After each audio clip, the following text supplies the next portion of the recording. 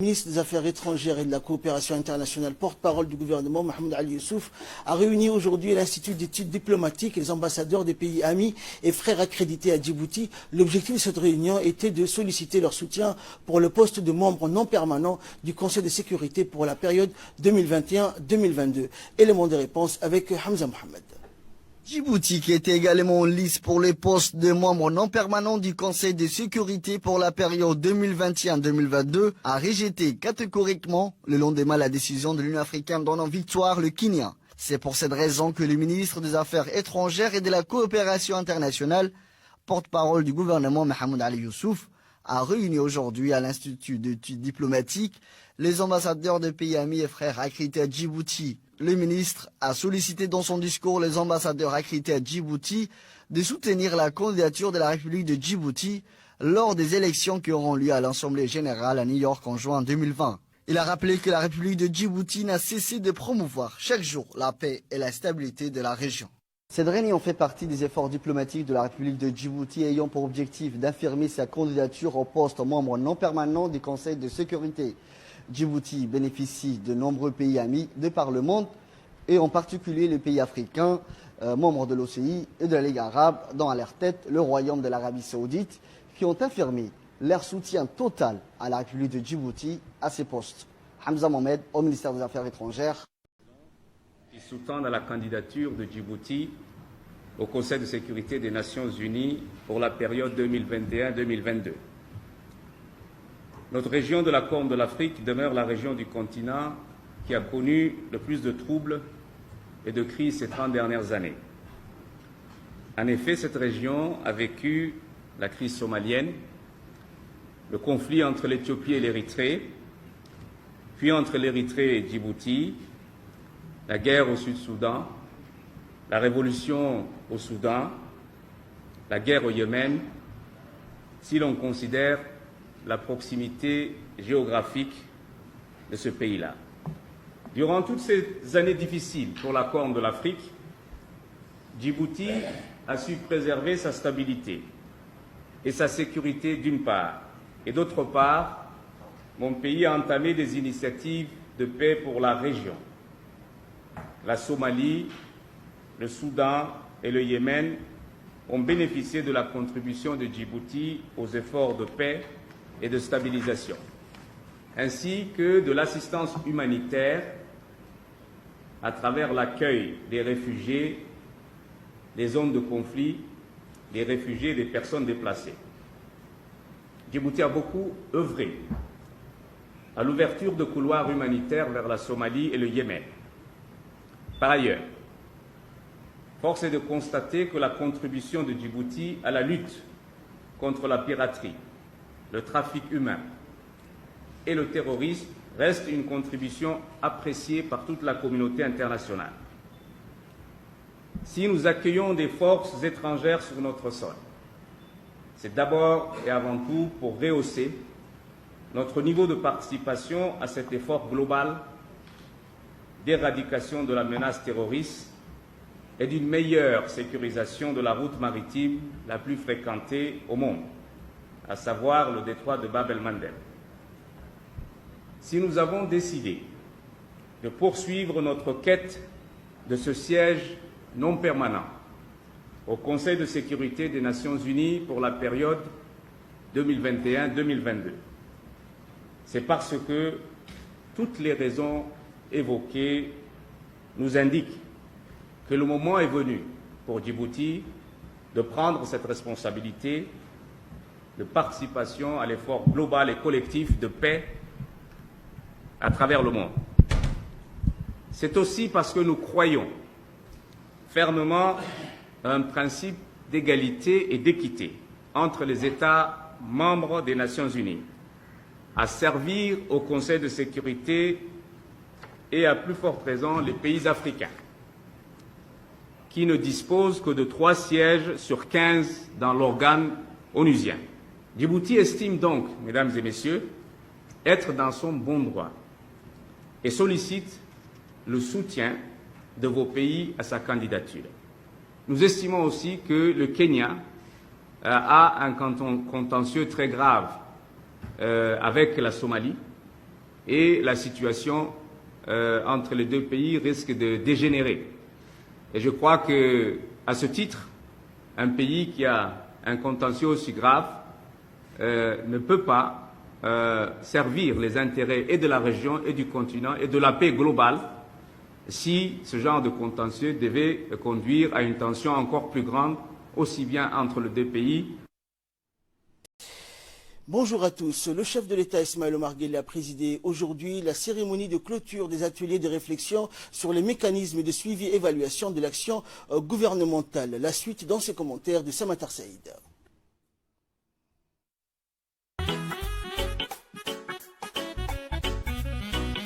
C'était aujourd'hui, après 4 semaines d'ateliers, de réflexion, en ayant sorti la restitution des recommandations sur le secteur désigné par le gouvernement. Une cérémonie qui a rassemblé dans l'immédiat tous les membres du gouvernement, les secteurs clés concernés, les représentants du secteur privé, mais aussi les cadres diplomatiques. À son arrivée, le chef de l'État a été accueilli par le Premier ministre, M. Abdelkader Kamel Mohamed, et a effectué une visite de la galerie d'exposition, des laboratoires d'études, où étaient exposés les résultats des 4 semaines de réflexion.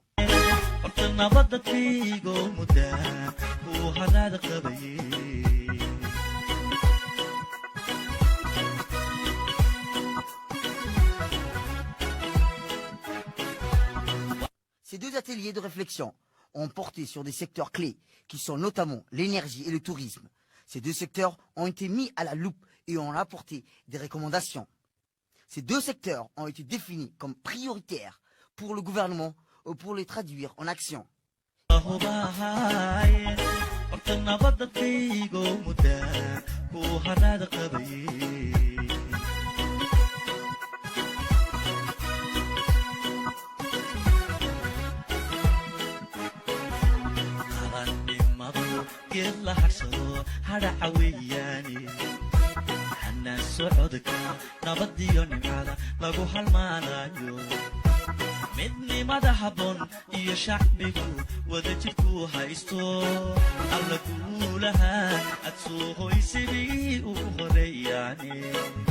Une vision du chef de l'État fondée sur le principe de conduire l'action gouvernementale avec plus d'efficacité et de visibilité, afin de réaliser les objectifs fixés et de répondre aux attentes de la population.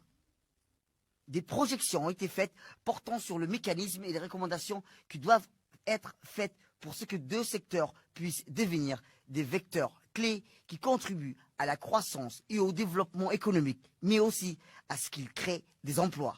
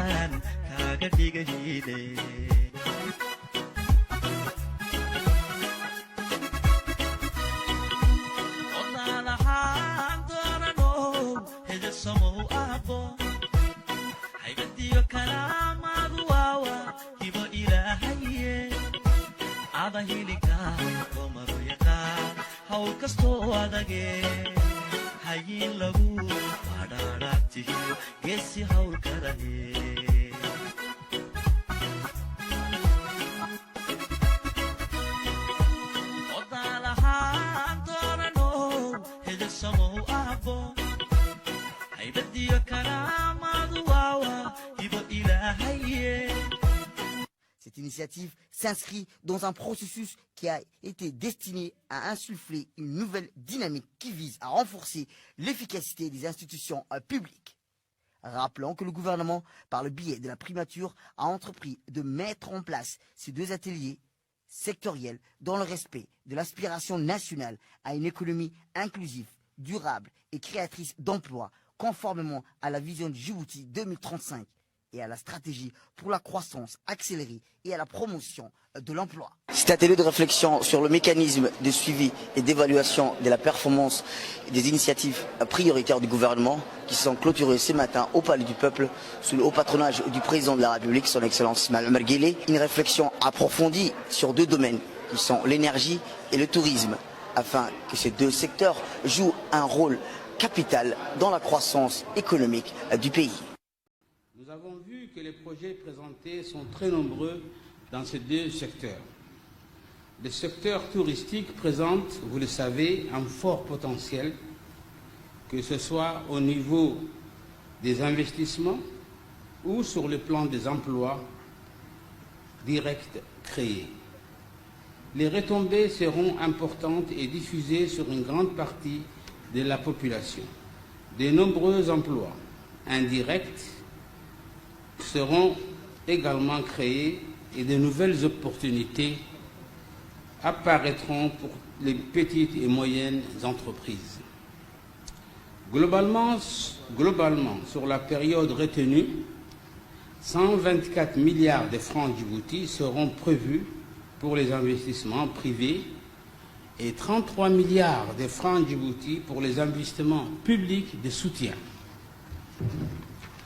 Environ le cinquième est déjà financé et concerne principalement les 2 premières années. Aussi, j'ai saisi cette occasion pour inviter dès à présent les opérateurs privés et les partenaires financiers au développement à se rapprocher de nous pour compléter aussi bien ce programme que celui de l'énergie. Les emplois uniquement directs dans le secteur touristique sera près de 3 000. Il est possible d'imaginer que les emplois indirects seront aussi comparables. C'est aussi ce qui sera calculé précisément dorénavant.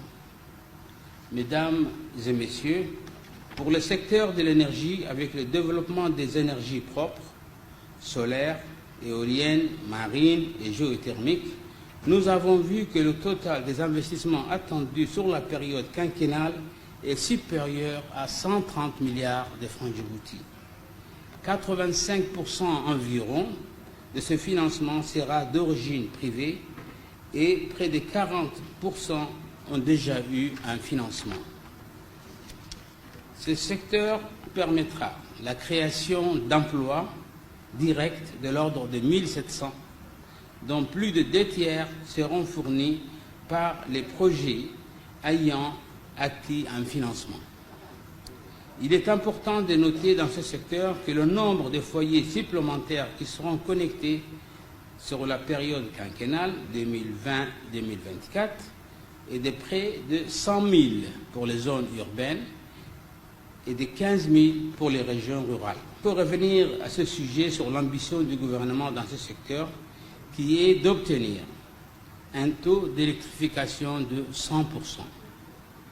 La capacité additionnelle de la puissance produite sera voisine de 300 MW. Ceci permettra d'accompagner les grands projets industriels qui se dessinent à l'horizon, mais qui sortent du cadre de cette journée et que j'exposerai dans mon discours de politique devant l'Assemblée nationale. C'est pour moi un réel plaisir d'être là parmi vous pour apprécier la pleine mesure du travail accompli au cours des derniers mois pour la mise en œuvre effective des directives de la feuille de route du gouvernement. Cet exercice, auquel toute l'équipe gouvernementale a pris part et que j'ai suivi personnellement avec beaucoup d'intérêt, témoigne avant tout de ma volonté d'inscrire l'action gouvernementale dans un nouveau paradigme organisationnel avec plus d'efficacité, de transparence, de rigueur et de bonne gouvernance. Il marque un changement d'approche dans l'atteinte de nos objectifs de développement qui exige le renforcement de l'efficacité de l'action gouvernementale en termes de visibilité et de cohérence, mais également en termes de qualité et de rapidité de son impact pour répondre aux besoins de notre population.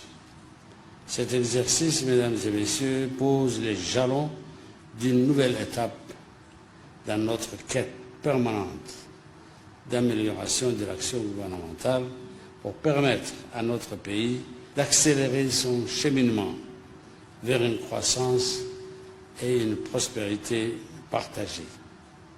Le gouvernement doit aller au-delà de la définition des politiques et des projets et accorder une importance primordiale au suivi de leur exécution. La concrétisation des résultats et l'obtention d'impact visible pour les citoyens continuent d'être nos objectifs. C'est pourquoi j'attache beaucoup d'importance à ce mécanisme que nous venons de mettre en place.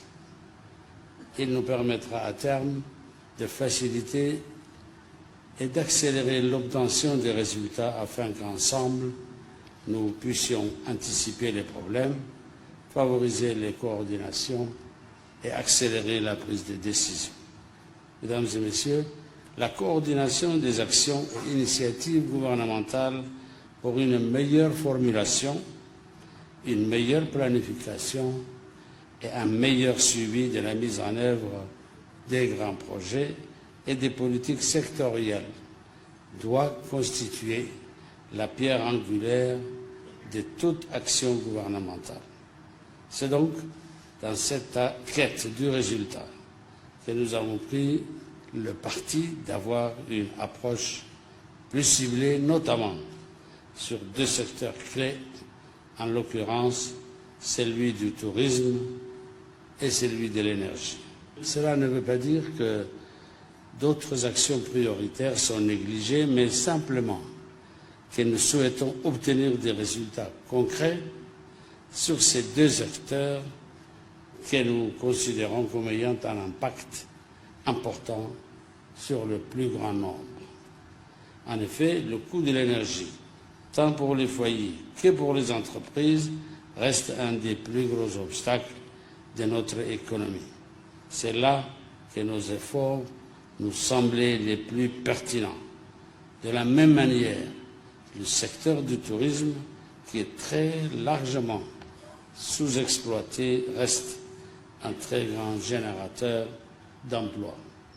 C'est pourquoi nous avons voulu concentrer nos efforts sur ces deux aspects de notre économie afin non seulement de mettre à l'épreuve ce nouveau mécanisme de suivi et évaluation, mais également que les premiers résultats soient tangibles pour le plus grand nombre de nos concitoyens.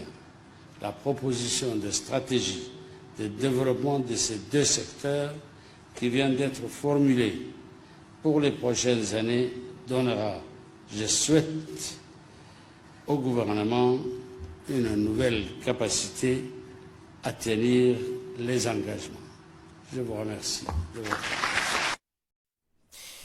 Et nous allons revenir donc sur la cérémonie de ce matin et ces ateliers de réflexion donc sur les actions gouvernementales avec nous aujourd'hui donc pour nous en parler mademoiselle Idil Mohamed Mohamoud. Bonjour. Vous êtes chef de service donc de la protection des sites touristiques. Vous êtes également en charge du volet environnemental concernant la promotion et le développement du tourisme à Djibouti. Donc merci à vous d'avoir accepté notre invitation. Alors qu'est-ce qui a été retenu donc à l'issue de ces ateliers de réflexion? Alors ce qu'il faut savoir, c'est que du 18 août au 12 septembre 2019, il y a eu d'intenses travaux d'échange et d'analyse qui ont été réalisés grâce au concours de chacun des participants issus des différentes institutions sectorielles, du secteur privé et avec l'appui d'un cabinet de conseil malaisien. Et ce, sous l'égide de son Excellence, Monsieur le Premier ministre, Monsieur Abdelkader Kamil Mohamed. Et cette journée de clôture, aujourd'hui, c'était une cérémonie de clôture des laboratoires du tourisme et de l'énergie. Et ça s'est déroulé sous la houlette de son Excellence, Monsieur le Président de la République de Djibouti, Monsieur Ismaël Omar Guelleh. Et de ma part, en tant que participante au laboratoire du tourisme, il s'agissait donc d'exposer les diverses orientations retenues lors de ces ateliers de travaux. Et tout en restant objectif, il a été étalé les nouveaux projets identifiés. 21 projets ont été identifiés. Et les opportunités en vue, mais également les investissements nécessaires et estimatifs ainsi que l'impact positif en matière d'employabilité dans le pays. Donc, ce qu'il faudrait souligner aussi en conclusion, c'est que le secteur privé est fortement encouragé dans la stimulation du secteur du tourisme et de l'hôtellerie. Et bien évidemment, le secteur public garantira son soutien. Alors, quelles sont les perspectives donc à venir pour le secteur du tourisme précisément?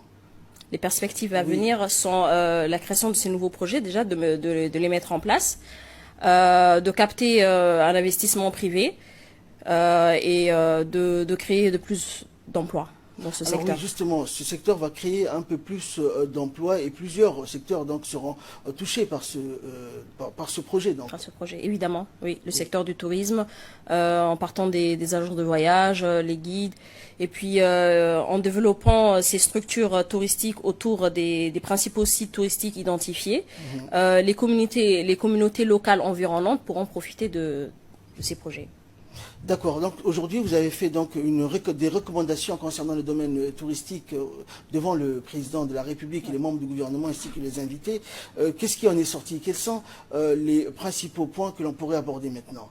Alors les principaux points qu'il faudrait retenir, c'est déjà les 21 projets identifiés, mais aussi les catalyseurs qui permettront à la pleine réalisation de ces projets. Donc on avait retenu 4 catalysateurs à la fin des travaux de réflexion, qui était la connectivité, c'est-à-dire l'actuel aéroport international de Djibouti ne peut recevoir le nombre de touristes qu'on estime avoir jusqu'à 2024, mais aussi le développement d'infrastructures, la facilitation du processus d'allocation des terres et en même temps de booster notre marketing digital afin de rendre Djibouti plus visible au niveau international. Merci. Donc, Idil, je rappelle que vous êtes chef de service de la protection des sites touristiques, également de la promotion et du développement du tourisme à Djibouti. Merci d'avoir répondu à nos questions et d'avoir accepté notre invitation. warka TV-ga caalamiga ee Djibouti ee taminta tooska caawa waxay kala qayb qaadanayaan Xamuud Suleymaan oo kamid ah mas'uuliyiinta wakaaladda Horowdhiga ee tamarta geothermiga ee dalka. Xamuud, habeen wanaagsan marka hore. Xamuud, hadda waxa la soo gabagabeeyay oo madaxweynaha jamhuuriyadda maanta uu soo afxiray barnaamijkii ballaanaa ee konkurensiyada ahaa ee tamarta dalxiiska looga hadlayay. galabta waxaan ka hadalnay mawduucii xagga dalxiiska caawana tamarta u dhiganay tamarta dalkeenu aqoon kororsyadaasi dhinacyo kala duwan ayaa looga hadlay. bal midhihii ka soo baxay shirka haddaba aqoon kororsiga ahaa muddadaas intaa leeg socday oo markii ugu horreysay ay tahay maxaad ka haysaan? marka hore mahad baan horta nii soo jeedinayaa adigaa mudan. maxay ahayd inaad fursad igu siisaan inaan halkan faahfaahin gaar aan ka siiyo shicibka reer Djibouti shirkii weynaaye ka qabsoomay maxay ahayd guriga ummadda uu daadihinayay madaxweynaha dalku oo anagu ka tirsanahay qaybtii maxay ahayd tamarta waxa ugu weyn ee maanta aan soo bandhignay waa 22 mashaariic oo 3 qodob oo waaweyn loo kala saaray. qodobka ugu horeeyo horumarinta amba kor u kobcinta soo saarka tamarta oo 300 oo megawatt aan hiigsanayno 2000 iyo in la gaaro 2024. qodobka labaad oo in qof waliba shakhsi waliba reer Djibouti uu helo maxay ahaydeenay korontada oo aan gaarsiinayna 300 aan ka tagayno kun ilaa iyo 500 kun oo qof inay helaan korontada inuu helaan fursad loo geliyo guryahooda si wanaagsan u gaadho dalkoo dhan. qaybta saddexaadna waxa weeyaan xakamaynta tamarta oo iyaduna aan jecelnahay inaan gaarsiino ilaa 30% 2024 andoo baqadaro. haddaba qodobo kala duwan ma kala shay tamarta haddaan ku socono wadankeenu waxa uu hodan ku yahay tamarra fara badan oo laga soo saari karo dalkeena haddii noqoto tamarta iyo oolyaanka, tamarta cadceedda loo isticmaalayo, tamarta geothermiga mas'uuliyiintii odayga ka mid tahay tamarahaas oo dhan wadankeena way jiraan. dadweynaha Djibouti tamarta si aada ayay ula socdaan. haddaba idinka ka ahaan mas'uuliyiinta xagga tamarta ee wadanka mustaqbalka dhow maxaad u qorshaysan? waxaan noo qorshaysan wallahi waxa dawga noogu jira hadda tamartan laga soo saaro dabaysha 60 megawatt yaan lagu tala jiraa andoo baqadaro 2021 in la helo megawatt ugu horeeyay dhinaca uumiga geothermiga oo madaxweynuhu waliba awliyeed gaar uu siiyo waaruu aad noogu taageero dhalinyar aad u badan waliba loo maxay ahaydeen loo tababaray oo reer Djibouti maanta ay gacanta ku qabsadeen mashaariicda oomiga kulul taasoon leenahay megawatt ka horeeya isagana hadduu eebana la qabto 2021 inaan gaadhno oon ilaa iyo 2023 aan meeshan galiil gooma la yiraahdo aan ka soo saarno 15 ilaa 50 megawatt hadduu eeba qadaro dhinaca cadceedda iyadana baara ayaa laga wadaa 30 megawatt oo soleera oo isagana si dhaqso dhow ilaa 2024 aan rabno 30 megawatt inaan ku tuurno maxay ahaydeen